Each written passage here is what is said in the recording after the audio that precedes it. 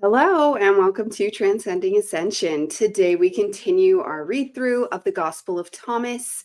And again, I'll do as much as I can get through that the children allow. Only one of them is awake right now. The baby is still sleeping with daddy, and my daughter's at school. So here we go.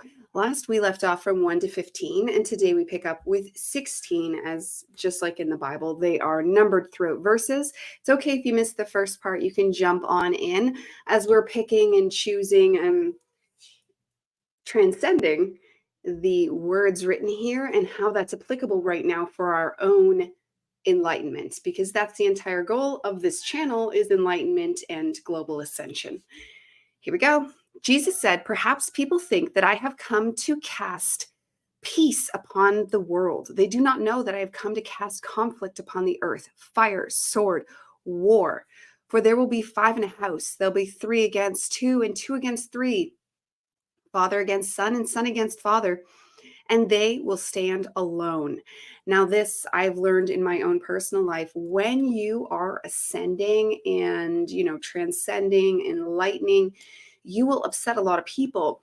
And there's 2 distinct different camps here, because you can throw all religion into one camp, believe it or not, because their own dogmas of, no, this is what God is, can make people just as mad as, like, my family are atheists and they're nothing exists. In fact, so are all my friends, like my childhood friends, are all atheists, because that's what Canada is. Most people are atheists. We spend too much time being inclusive and multicultural, which I am all for.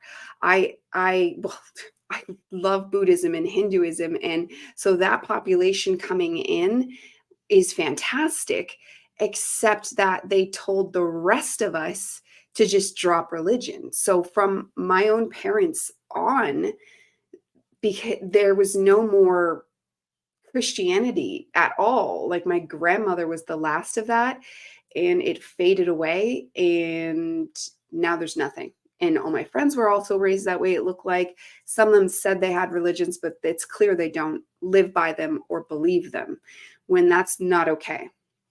And they're dogmatically like, nothing is real, nothing is real. Just like the dogmatic religious people are like, no, this is the way it is. This is the way it is. It's the same thing. So when that Christ consciousness energy comes in and alights within you, it's going to make people mad, because it's either way going to be breaking one of those egoic beliefs. And both of these things are egoic attachments, because when you understand the universe and you understand timelines and dimensions, you understand there is no one way to see things. There is a vast number of ways. There's certain things that are for sure, like Christ consciousness, middle pillar living, balance. That's where your keys are found, because that's the only place where you can find consistency. If you want to talk stories of creation in the universe, there might very well be multiple stories. When you go to the top level of the all splitting into the 2, that seems obvious. And then the breakdown of the dimensions, you find lots of tales of how that happened. So you can even fight within the spiritual world among this, but that's not what this quote is about. This quote would specifically mean, when I come down, Christ consciousness, I will divide families, because Christ consciousness is the truth. So regardless of the egoic side you're on, it's going to ignite and inflame those egos. So it's going to cause wars within family. I've witnessed it happen. It happens within Christianity, and it happens within atheism. You don't win either way with those people, unless you can start to get them to see the truth as well, which hopefully I do. That's the goal. Okay, next we have, Jesus said, "I will give you what no eye has seen, what no ear has heard, what no hand has touched, what has not risen in the human heart." So I will give you what no eye has seen, what no ear has heard, what no hand has touched, what has not risen in the human heart. So that's everything that we're missing. And that's that Christ consciousness, especially when he would have said this originally. It's something that was basically brand new to most people. This is back in a time where you thought what everybody else thought, or you were killed.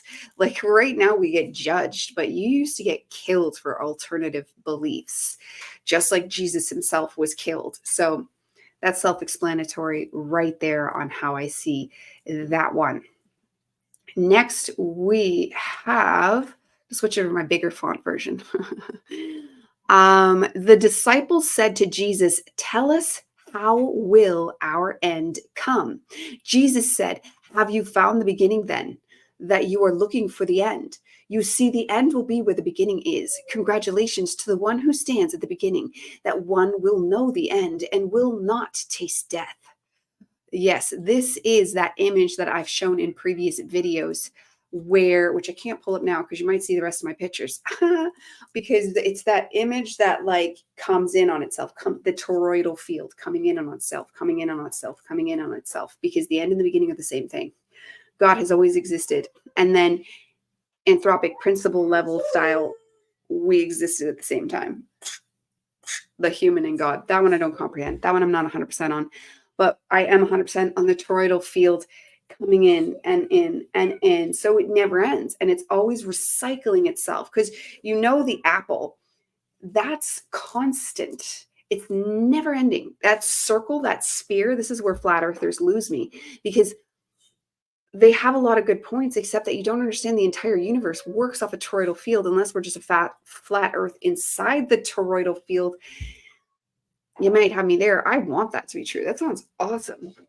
I'm not like, oh, you're silly. No, I like truly want it to be real. So if someone can get that to click in my brain, I would love it. But everything has to be a sphere. Sphere is, the cell is everything. The atom is, even the tiny particles within the atom are all spheres. It's all spheres. Spheres is the point, the beginning and the end, the beginning and the end, the beginning and the end. I know.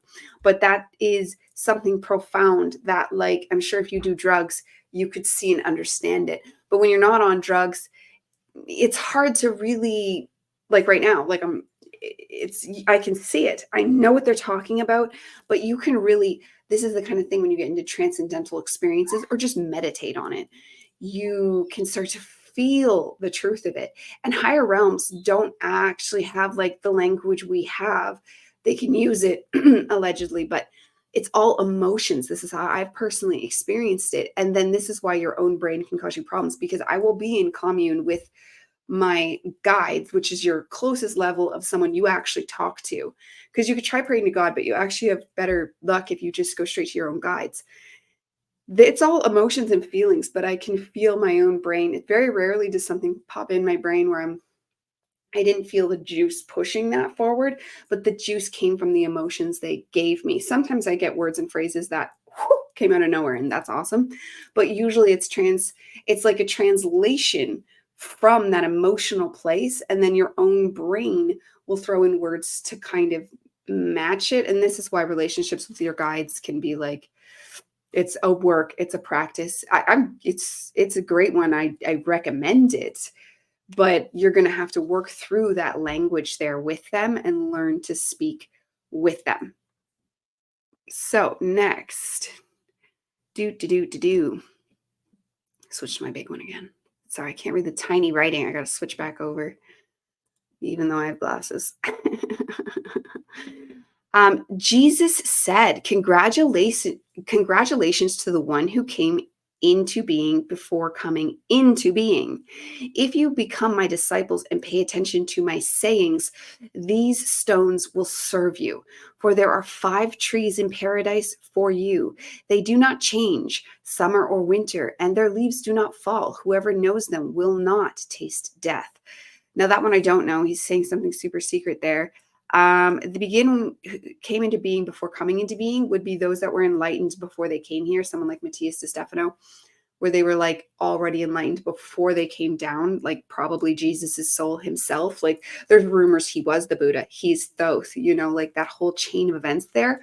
So that's all hearsay possibility. And then he completely lost me there on the other parts with the 5 paradises stuff. That could be super secret occult knowledge. Who knows? There's occultists, a little bit one of them, but I more seek to find the Christ light in it rather than the occult secrety stuff, because the occult secrety stuff, that can go very wrong. That can get very demons hide and all that stuff. So I'm getting a call from the school. Excellent. Okay. I'm going to end my live broadcast because I'm getting a phone call. But love and light to you all. We will pick this up maybe later today. Okay. Bye for now. Transcending Ascension.